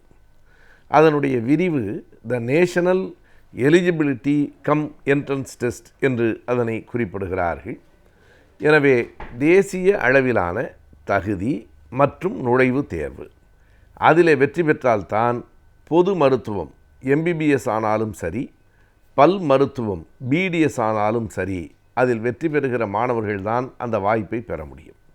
இதன் மூலமாக நம்முடைய பிள்ளைகளிலே பலர் இனிமேல் மருத்துவக் கல்லூரிக்கு செல்ல முடியாத நிலை ஏற்பட இருக்கிறது. ஏன் நீட் தேர்விலே நாம் வெற்றி பெற முடியாதா என்று கேட்டால் அது பற்றிய பல செய்திகளை நாம் அறிந்து கொண்டால் அந்த உண்மை புரியும். இதற்கு முன்னால் அடிப்படையாக நம்மிடத்திலே ஒரு கேள்வி இருக்கிறது. இந்த நீட் தேர்வு எழுதினால்தான் மருத்துவக் கல்லூரிக்கு போவதற்கான தகுதி வரும் என்று சொன்னால் நம்முடைய பிள்ளைகள் 12ஆம் வகுப்பு வரை இரவும் பகலுமாக படித்து அவ்வளவு கூடுதல் மதிப்பெண்களை பெற்றார்களே, அதற்கு நோக்கம் என்ன? பிறகு ஏன் அது தகுதியே இல்லை என்றால் ஏன் நம்முடைய பிள்ளைகளை அவர்களின் 17 வயது வரை இந்த 12 வகுப்புகளில் படிக்க வைத்து நாம் கட்டாயப்படுத்தினோம்? நீட் தேர்வு எழுதினால் போதுமென்றால் பள்ளிக்கூடத்துக்கே பிள்ளைகளை அனுப்பாமல் இந்த நீட் தேர்வுக்கே நாம் தயார் செய்து அவர்களை தேர்வுக்கு அனுப்பியிருக்க முடியும். இந்த நீட் தேர்வு என்பது 12ஆம் வகுப்பில் மிக நல்ல மதிப்பெண் பெற்ற பிள்ளைகளை கூட கணக்கில் எடுத்துக்கொள்ளாமல் மறுபடியும் இந்த தேர்வு எழுதினால்தான் நீ மருத்துவக் கல்லூரிக்கு போகலாம் என்கிறார்கள். அப்படி இந்த தேர்வில் என்ன இருக்கிறது என்றால் அந்த பாடத்திட்டத்தில் இருப்பதை விட அதில் இல்லாத பல செய்திகள் இதிலே கேள்விகளாக கேட்கப்படுகின்றன. மத்திய அரசு சார்ந்த பள்ளிகளிலே படிக்கிற மாணவர்களுக்கு அந்த பாடத்திட்டம் இருக்கிறது. எனவே நம்முடைய பிள்ளைகளை வடிகட்டுவது தான் நோக்கம். கல்வி என்றால் எல்லோருக்கும் ஒரே கல்வி தானே இருக்க வேண்டும். அதனாலே தானே திமுக கழகத்தினுடைய ஆட்சியின் போது போராடி சமச்சீர் கல்வி என்று ஒன்று கொண்டு வரப்பட்டது. இப்போது இந்த நீட் போன்ற தேர்வுகள் வருமானால் சமச்சீர் கல்வி என்பது எடுபடாமல் போய்விடும். சமச்சீர் கல்வியிலே படித்தால் நம்மாலே வெற்றி பெற முடியாது என்கிற எண்ணத்தை உருவாக்குகிறார்கள். அதனால் முழுக்க முழுக்க மத்திய அரசை சார்ந்தே கல்வி இருக்க வேண்டும் என்கிற நிலையை நோக்கி தள்ளுகிறார்கள். அது மட்டுமல்லாமல் இந்த நீட் தேர்வில் இருக்கிற சில விதிமுறைகள் இயல்பாக நம்முடைய பாடத்திட்டத்தில் படித்து வந்த பிள்ளைகளுக்கு பொருந்தி வராது. என்ன காரணம் என்றால் நம்முடைய தேர்வு முறையில் கணக்கி கால்குலேட்டர் என்று சொல்லுகிறோமே, ஒரு சாதாரண கால்குலேட்டர், அதனை கூட தேர்வு அறைக்குள் அனுமதிப்பதில்லை. ஆனால் மத்திய அரசு சார்ந்த அந்த கேந்திரிய வித்யாலயா போன்ற பள்ளிகளிலெல்லாம் CBSE என்று சொல்லப்படுகிற அந்த மத்திய அரசு பள்ளிகளில் அங்கே அந்த கணக்கு போடுகிற கருவியை சாதாரண கருவியை கூட அல்ல, அறிவியல் சார்ந்த கணக்கு போடுகிற கருவியை, அதை ஆங்கிலத்தில் சயின்டிஃபிக் கால்குலேட்டர் என்று சொல்லுவார்கள், அதையே அவர்கள் அனுமதிக்கிறார்கள். அந்த கருவிகளோடு அந்த பிள்ளைகளுக்கு தொடர்பு உண்டு. நம் பிள்ளைகளுக்கு திடீரென்று அந்த கருவியை இயக்கவே முடியாது. நாம் அதற்கு பயிற்றுவிக்கவில்லை. நீங்கள் அப்படி தரமாக கல்வி கூடத்தை உருவாக்க வேண்டியது தானே என்று மத்திய அரசு கேட்குமானால் மத்திய அரசுக்கும் பொறுப்பு இருக்கிறது. இங்கே இருக்கிற கல்விக்கூடங்களை மேம்படுத்தி இருக்க வேண்டும். மத்திய அரசு எவ்வளவு நிதியை கல்விக்கு ஒதுக்குகிறது? இராணுவத்துக்கு ஒதுக்குகிற நிதி எவ்வளவு? கல்விக்கு ஒதுக்குகிற நிதி எவ்வளவு? நம் நாட்டில் எத்தனை பள்ளிக்கூடங்கள் மேல் கூரை இல்லாமல் இருக்கின்றன என்று நமக்கு தெரியும். எத்தனை பள்ளிக்கூடங்கள் மரத்தடியில் நடக்கின்றன என்று தெரியும். எத்தனை ஊர்களில் ஓராசிரியர் பள்ளி இருக்கிறது என்று தெரியும். ஒரே ஒரு ஆசிரியர் 5 வகுப்புக்குமாக சர்க்கஸ் நடத்தி கொண்டிருக்கிற காட்சிகளை பார்க்கிறோம். கல்விக்காக எந்த நிதியும் ஒதுக்காமல், வெகு மக்களின் பிள்ளைகள் படிக்கிற பள்ளிக்கூடங்களின் தரத்தை உயர்த்தாமல், ஒரு குறிப்பிட்ட மேல்தட்டு பணக்கார வர்க்க பிள்ளைகள் படிக்கிற பாடத்திலிருந்து கேள்வி கேட்டு இவர்கள் மருத்துவக் கல்லூரிக்கு வரக்கூடாது என்று சொன்னால் இது ஓரவஞ்சகம் இல்லையா? ஒடுக்கப்பட்ட மக்களின் மீது தொடுக்கப்படுகிற யுத்தம் இல்லையா? இதனை எதிர்த்து நாடு முழுவதும் கிளர்ச்சி எழுந்திருக்க வேண்டும். என்ன காரணத்தினாலோ வழக்கம் போல இந்தியாவில் இன்றைக்கும் தமிழகத்திலே இருந்துதான் அந்த எதிர்ப்பு குரல் கிளம்பி இருக்கிறது. இப்படி ஒரு தேர்வு முறை வருமானால் நடுத்தட்டு ஏழை எளிய மக்கள் இனிமேல் தங்களின் பிள்ளைகளை மருத்துவர்களாக பார்க்க முடியாது. அந்த கனவுகள் சிதைந்து போகும். எவ்வளவோ போராடித்தான் நாம் இந்த உரிமைகளை பெற்றிருக்கிறோம். ஏறத்தாழ ஒரு நூற்றாண்டுக்கு முன்னால் சமஸ்கிருதம் படித்திருந்தால்தான் மருத்துவக் கல்லூரிக்கு வர முடியும் என்று சொன்னார்கள். அதனை உடைத்தது நீதி கட்சியினுடைய ஆட்சி. மருத்துவ படிப்புக்கு சமஸ்கிருதம் வேண்டாம் என்று சொன்னதற்கு பிறகுதான் இன்றைக்கு பெரிய பெரிய மருத்துவர்களெல்லாம் நம் நாட்டில் வந்திருக்கிறார்கள். பிற்படுத்தப்பட்ட தாழ்த்தப்பட்ட வகுப்புகளிலே இருந்து மறுபடியும் அந்த கதவுகளை மூட முயற்சிக்கிறது அரசு. அதனை திறக்க வேண்டும். எப்படியும் அதனை திறந்து நம்முடைய பிள்ளைகளை உள்ளே அனுப்ப வேண்டும் என்கிற நோக்கத்தில் நாடு முழுவதும் இன்றைக்கு எதிர்ப்பு குரல் தமிழகத்தில் எழுந்திருக்கிறது. திராவிட முன்னேற்றக் கழகத்தினுடைய சார்பில் 20ஆம் தேதி அன்று தமிழ்நாட்டில் 65 மையங்களில் இந்த நீட் தேர்வுக்கு எதிரான ஆர்ப்பாட்டங்கள் நடைபெற இருக்கின்றன. இது ஒரே ஒரு கட்சி சார்ந்த சிக்கல் இல்லை. ஒட்டுமொத்தமாக தமிழகத்தில் இருக்கிற அனைத்து கட்சிகளும் கட்சிகளின் எல்லைகளையெல்லாம் கடந்து தமிழ் மக்களின் தமிழ் பிள்ளைகளின் எதிர்காலத்தை கணக்கில் வைத்துக்கொண்டு போராட வேண்டிய நேரம் இது. இந்த நீட் போன்ற தேர்வுகளெல்லாம் நம்முடைய பிள்ளைகளின் எதிர்கால கனவுகளை சிதறடிக்கிற தேர்வுகள் என்பதை வெகு மக்களிடம் கொண்டு சேர்க்க வேண்டிய கடமை நம் எல்லோருக்கும் இருக்கிறது. தற்போதைய காலகட்டத்தில் ஒவ்வொரு நாளுமே அறிவியலின் வளர்ச்சி அதிகரித்து கொண்டே இருக்கிறது. அதே போன்று தொழில்நுட்பங்களிலும் பல முன்னேற்றங்களை நம்மால் காண முடிகிறது. தொழில்நுட்பத்தில் உள்ள முன்னேற்றத்தை பற்றியும் அறிவியலின் வளர்ச்சியை பற்றியும் இன்றைய ஆலோசனை நேரத்தில் தெரிந்து கொள்ளலாம்.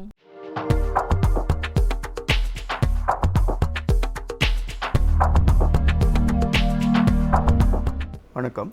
இன்றைய ஆலோசனை நேரத்தில் நாம் பார்க்க போவது பிக் டேட்டா அனாலிட்டிக்ஸ்னு சொல்கிற ஒரு லேட்டஸ்ட் சமீப காலத்தில் ரொம்ப எல்லாராலும் பேசப்படுகிற ஒரு டிஜிட்டல் சப்ஜெக்ட். அது இது என்ன அப்படின்னு நம்ம கொஞ்சம் ஆராய்ஞ்சு பார்த்தோம்னா, இன்றைக்கி கஸ்டமர் இன்ஃபர்மேஷன் சொல்கிற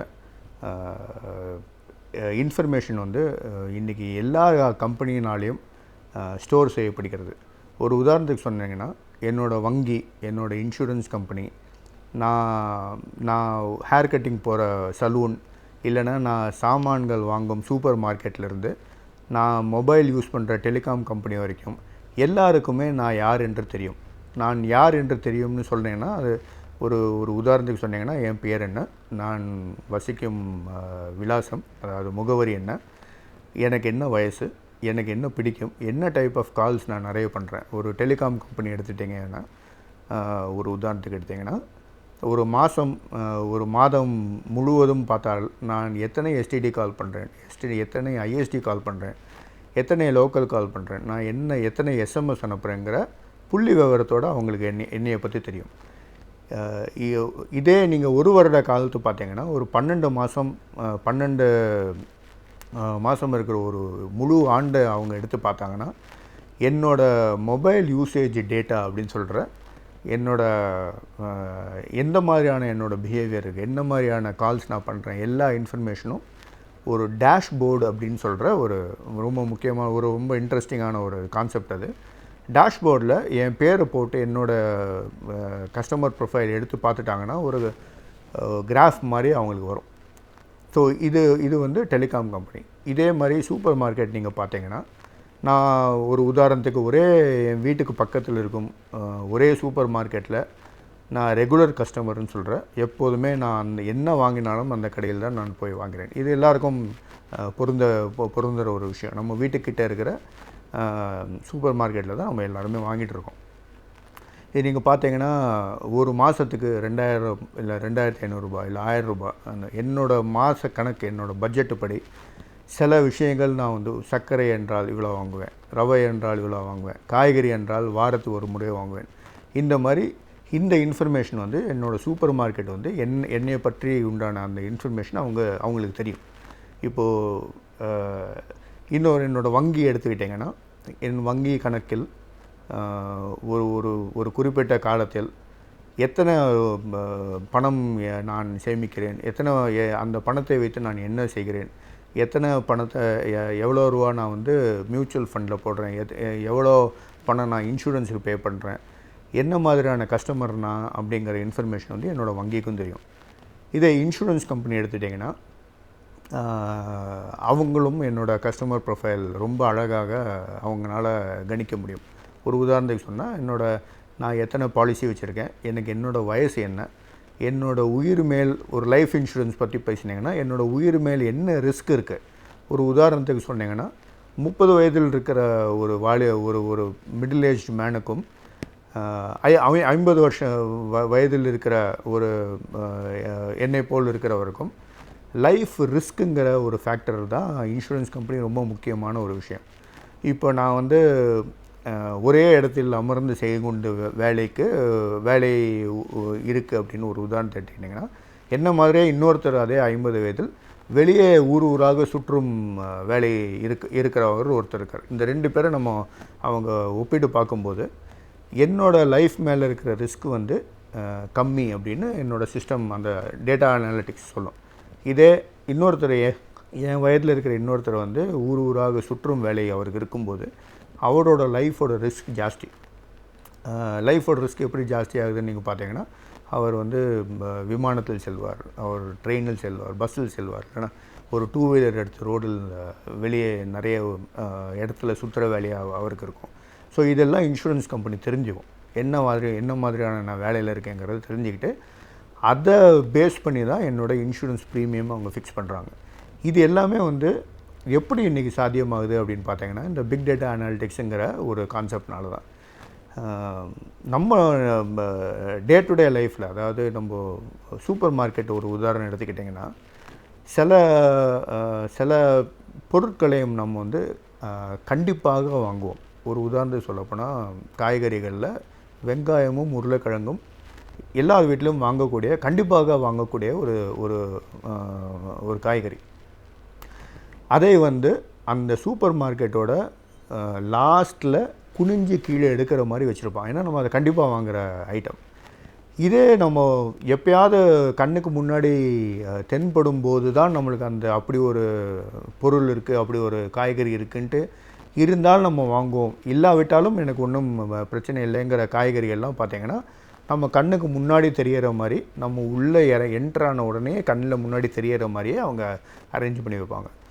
ஸோ ஷெல்ஃப் லைஃப் நீங்கள் ஷெல்ஃபில் பார்த்தீங்கன்னா, சூப்பர் மார்க்கெட்டுக்குள்ளே போனோன்னே ஒவ்வொரு பொருளும் ஏன் மேலே இருக்குது, ஏன் நீங்கள் கையை எட்டி ஏன் எடுக்கிறீர்கள், ஏன் குனிந்து எடுக்கிறீர்கள், ஏன் கண் அளவில் ஒரு சில பொருட்களை வைக்கிறார்கள், ஏன் இடது பக்கம் ஒரு பொருள் இருக்குது, வலது பக்கம் ஒரு பொருள் இருக்குது.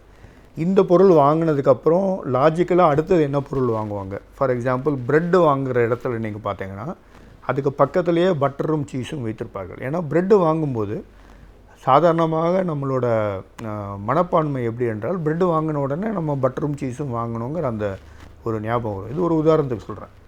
இதே மாதிரி காய்கறி வாங்குகிற இடத்துல காய்கறி மட்டும்தான் இருக்கும். ஸோ காய்கறியும் நம்ம ப்ரொவிஷன் ஐட்டம்ஸும் பக்கத்தில் வைக்க மாட்டார்கள், கன்ஃபியூஸ் பண்ணி வைக்க மாட்டார்கள். ஸோ அதுக்கு ஒரு தனி செக்ஷன், இதுக்கு ஒரு தனி செக்ஷன் இருக்கும். அந்த செக்ஷனில் இருக்கிற ஷெல்ஃப்லேயும் நீங்கள் பார்த்தீங்கன்னா, கண்ணு கெட்டுற தூரத்தில் ஒன்று இருக்கும், குனிந்து எடுக்கிறதுக்கு சில விஷயங்கள் இருக்கும், மேலே எம்பி எடுக்கிறதுக்கு சில விஷயங்கள் இருக்கும். இது எல்லாமே நிர்ணயிக்கிறது, இது எல்லாமே முடிவு செய்வது யார் என்றால் அந்த ஸ்டோர் மேனேஜர். ஸ்டோர் மேனேஜர் எப்படி முடிவு செய்கிறார் என்றால், அந்த டேட்டா அனாலிட்டிக்ஸ், பிக் டேட்டா அனாலிட்டிக்ஸ்னு சொல்கிற ரொம்ப ஒரு அருமையான ஒரு டெக்னாலஜியை வந்து அவரோட சாஃப்ட்வேர், அவரோட ரீட்டெயில் இன்வென்ட்ரி சிஸ்டமில் அவர் இன்ஸ்டால் பண்ணியிருக்கிறதுனால இன்றைக்கி கடையை நம்ம ஓப்பன் பண்ணும்போது எந்தெந்த பொருட்கள் எங்கே வைக்க வேண்டும், எந்தெந்த பொருட்களுக்கு இன்றைக்கி நான் டிஸ்கவுண்ட் கொடுக்கணும். ஒரு சில பொருட்கள் பார்த்திங்கன்னா, இன்றைக்கி விற்கவில்லை என்றால், இன்றைக்கி அதை கஸ்டமர் வாங்கவில்லை என்றால் அது அழுகி போயிடும் என்ற ஒரு நிலைமையில் நிறைய பொருட்கள் இருக்கும். அந்த பொருட்களை தான் அவங்க டிஸ்கவுண்ட் நிறைய கொடுப்பாங்க. ஒரு உதாரணத்துக்கு சொல்ல போனீங்கன்னா, ஆப்பிள் வந்து ஒரு வாரம் முன்னாடி வந்த ஒரு ஆப்பிள் ஒரு லோடு வந்து இன்றைக்கி இல்லை நாளைக்குள்ளே அதை நான் விற்றே ஆகணுங்கிற சூழ்நிலை வந்து அந்த சாஃப்ட்வேர் எனக்கு சொல்லும். 7 நாள் முன்னாடி வந்த லோடில் இன்னும் பாதிக்கு மேலே விற்காமல் இருக்கிறது, அது நீ நாளை மாலைக்குள் நீ விற்கவில்லை என்றால் அது அழுகி போய்விடும், அழுகி போனால் நஷ்டம் ஏற்படும்.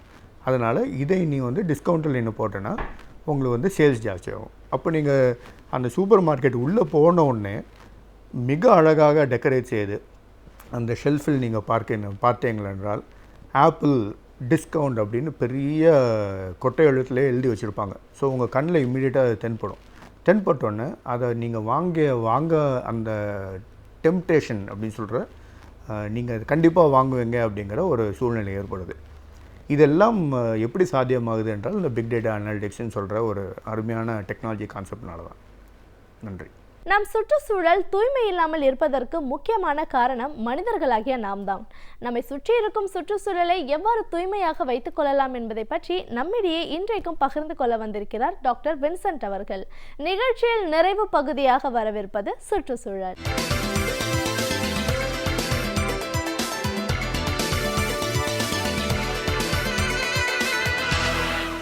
இன்று நம்மை நோக்கி ஒரு சவாலாக இருக்கக்கூடிய ஒரு பிரச்சனை தமிழகத்தில் தண்ணீர் தட்டுப்பாடு. இப்பொழுதே பல அறிகுறிகள் தென்படுகிறது.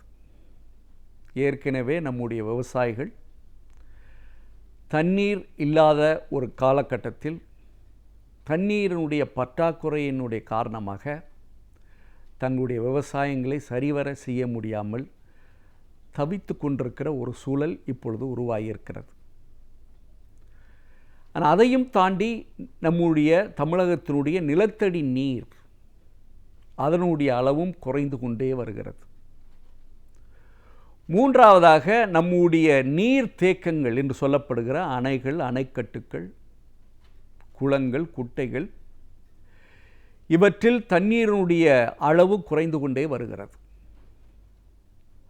ஒரு சில நேரத்தில் விவசாயத்திற்கே தண்ணி இல்லை என்று சொல்லுகிற ஒரு சூழல் மாறி இன்றைக்கு குடிப்பதற்கு தண்ணீர் இல்லை என்ற ஒரு சூழலுக்கு நாம் இன்றைக்கு தள்ளப்பட்டிருக்கிறோம் என்பதை பார்க்கிற பொழுது இயற்கையின் கொடையாக இருக்கின்ற அந்த தண்ணீரை நாம் எந்த அளவிற்கு சேகரிக்க தவறியிருக்கிறோம் என்பது மட்டுமல்ல, நாம் பல சூழ்நிலையில் கற்ற பாடத்தை நாம் அதை ஒரு உதாரணமாக எடுத்துக்கொண்டு நாம் சில வழிமுறைகளை செய்ய தவறியிருக்கிறோம் என்பதையும் இன்று நாம் ஏற்றுக்கொள்ள வேண்டும். ஏனென்றால் நம்முடைய தமிழகம் வறட்சியை சந்தித்திருக்கிறது, பட்டினியையும் சந்தித்திருக்கிறது, மழை இல்லாத சூழ்நிலையும் சந்தித்திருக்கிறது. ஆனால் அவற்றையெல்லாம் பார்த்து அவற்றிலிருந்து பெற்ற பாடங்களுக்கு ஏற்ப நம்முடைய சூழ்நிலைகளை நாம் உருவாக்கி கொள்ளவில்லை. அதனுடைய விளைவாகத்தான் இன்றைக்கு தண்ணீர் பற்றாக்குறை என்ற ஒரு சூழல் நம்மளை அச்சுறுத்தி கொண்டிருக்கிறது. இன்னும் சொல்ல வேண்டுமென்றால் இந்த வருடத்தினுடைய கோடை காலம் மிகவும் அதிகம் வெப்பம் நிறைந்ததாக இருக்கப் போகிறது என்ற ஒரு குறியீடும் இப்பொழுது இருக்கிறது.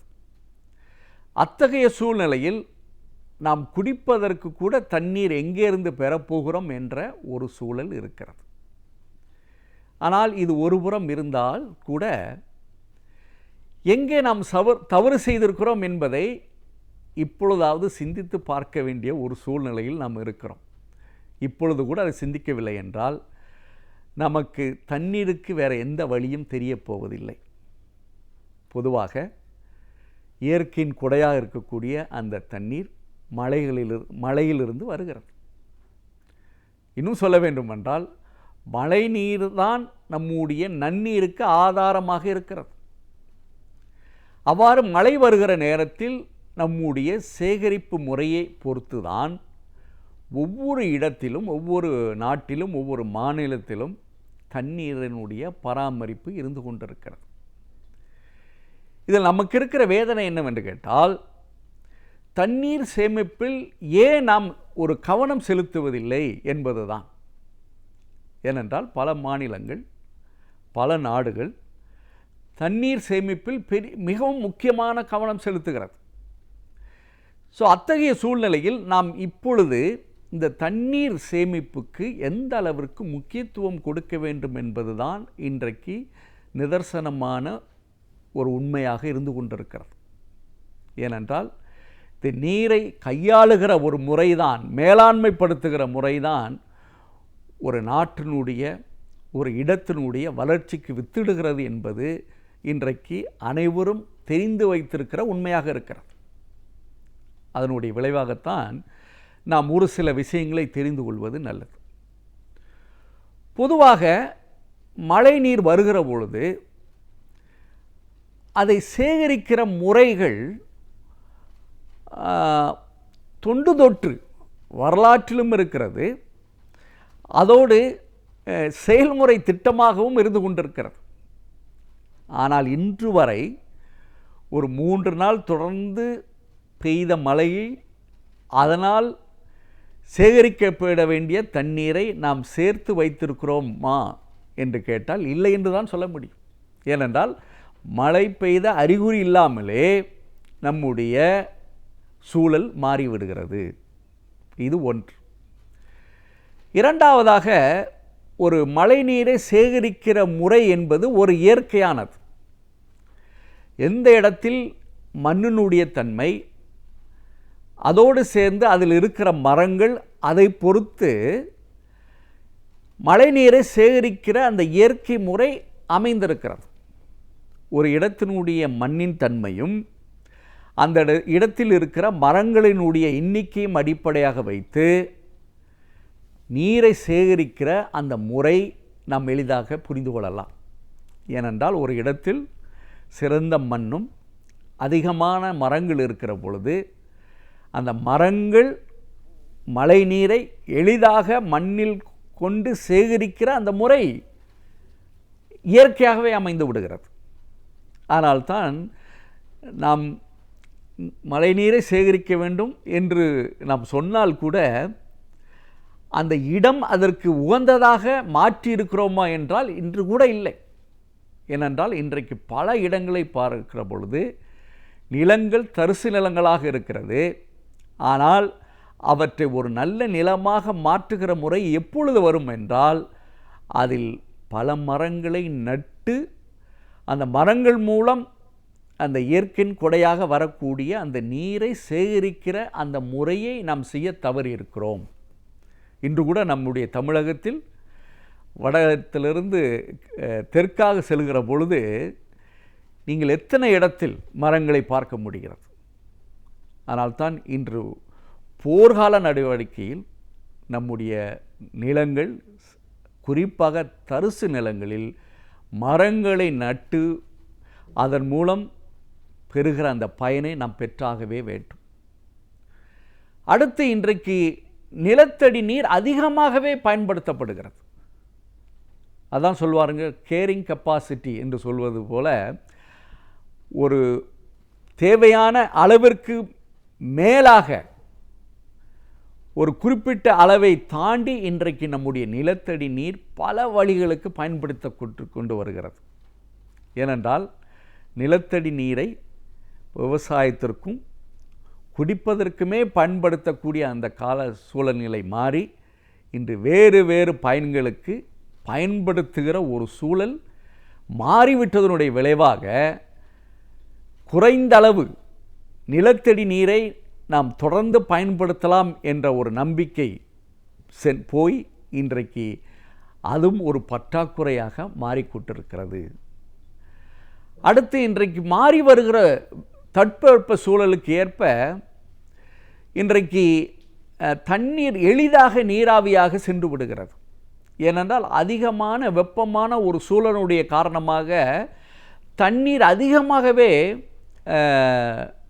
நீராவியாக சென்று விடுவதனுடைய காரணமாக நம்முடைய நீர் தேக்கங்கள் எளிதாக தண்ணீரை இழந்து விடுகிறது.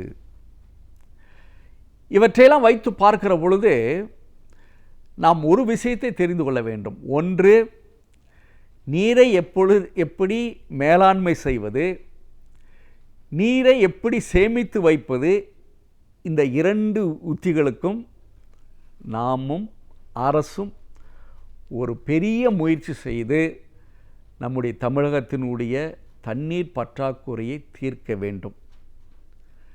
அடுத்து நம்முடைய தண்ணீரை சேகரித்து வைக்கக்கூடிய முறையில் பல உத்திகளை உருவாக்க வேண்டும். மூன்றாவது, தண்ணீரை பயன்படுத்துவதில் ஒரு மாற்றம் வேண்டும். ஏனென்றால் இன்று கூட தண்ணீரை எந்த அளவிற்கு நாம் செலவழிக்கிறோம் என்பது நம் அனைவருக்குமே தெரிந்திருக்கிறது. நம்மிடம் ஒரு சிக்கன நடவடிக்கை நீரை மேலாண்மைப்படுத்துவதோ அல்லது நீரை பயன்படுத்துவதிலோ ஒரு சிக்கன நடவடிக்கை இல்லை.